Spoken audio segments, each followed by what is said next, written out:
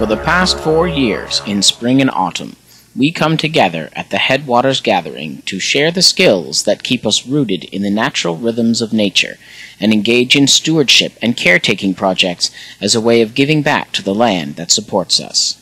The spring 2011 gathering was hosted by Kimbercote Farms just outside of Collingwood, Ontario. The weekend begins with a visit to the registration booth. Hello, my name is Julia and I'm helping with the registration table today, and people can come in and sign up for a volunteer shift of various things, such as working here, or cleanup, or helping caretake the land, and and they can put a donation in this beautiful basket here that was made by somebody. It's made out of birch, it looks like, or something. And if they don't pay, then they get the good old obsidian knife. No, I'm just kidding. But this is a really cool day.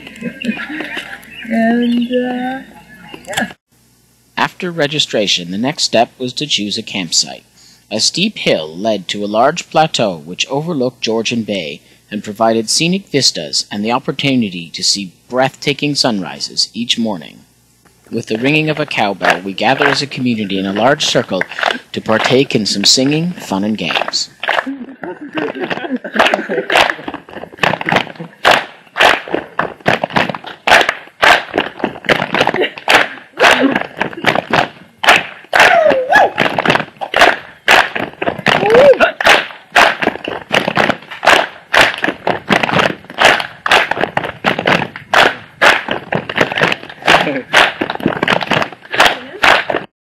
Headwaters represents a like-minded, earth-conscious people who spend the weekend as a community, sharing work stops, telling stories, trading goods, sharing knowledge, and celebrating life.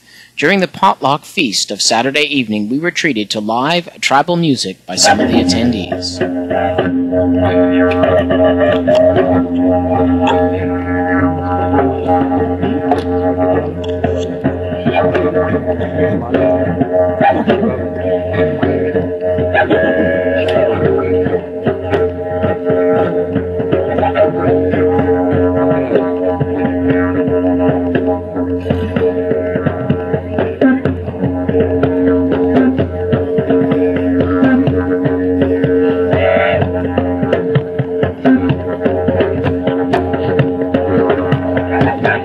Hi, I'm James. I've just come down here to Kimbercote Farms to Headwaters Gathering.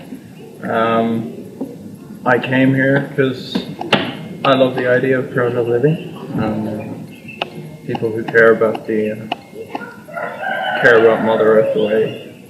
After the potluck feast, we had the rare opportunity to hear Caleb Musgrove describe Canadian history from a Native American perspective.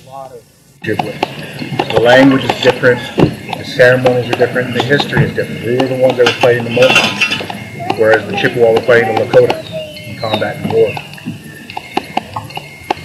I'm the Wolfman, and I come to Headwaters Gathering every year just to experience the sense of community. One of the things that I find here is this is one of the few places in the world that I feel completely connected, and here I'm just like everyone else. I really love it a lot. Kate Jones. I am an instructor at Sticks and Stones Wilderness School. And I'm Darian, and I'm just one of the planners for the gathering.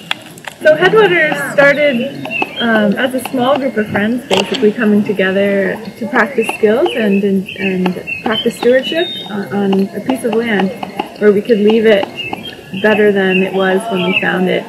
And from there it's just kind of grown over the course of, I guess it's been 4 years now with the biannual gatherings. It's grown to be quite huge, and more people seem to be coming out, and it's great. It's quite the evolution of Headwaters, from starting off as a small group into sometimes up to 160 people coming together just to learn skills and trade information, trade goods that have been made and handcrafted, and really forming a community. It's not so much a festival where you go as the event. The community forms the event itself, I think, which is really, I think, unique and something that's missing in our culture. The gathering's emphasis is on traditional and ancient earth-based skills that help us build deep relationships with nature, while learning about its cycles and ecosystems through direct interaction, creating a resilient culture of nature-connected people. I am very inspired here. Headwaters Gathering, for me, reminds me of like a Renaissance pioneer movement. People getting back to each other, getting back to the land, getting back to the community, getting back to the earth rhythms. And for me, it's one of the greatest venues that I've come across where people can share, explore, express, and basically just continue the process of inspiration and respiration, inhaling and exhaling, and continuing the process of evolution as a human species. As the Headwaters community evolves, people are coming from around the world, as far away as Minnesota, British Columbia, and even Ireland. So, my name is Laura. I'm from Huntsville. I've been a part of the Headwaters community since it started. Yeah, we were really inspired by great community gatherings that happened in other parts of the continent, and we really wanted to start something in Ontario that really was a place for people to come together with like-minded individuals, to practice really good earth-based skills, to really practice stewardship, and be within a community of people that really understand each other. It's been wonderful to see this gathering grow in such a short period of time, from something that was just a peer group, a bunch of people in their 20s, to something that's really multi-generational and becoming multicultural as well.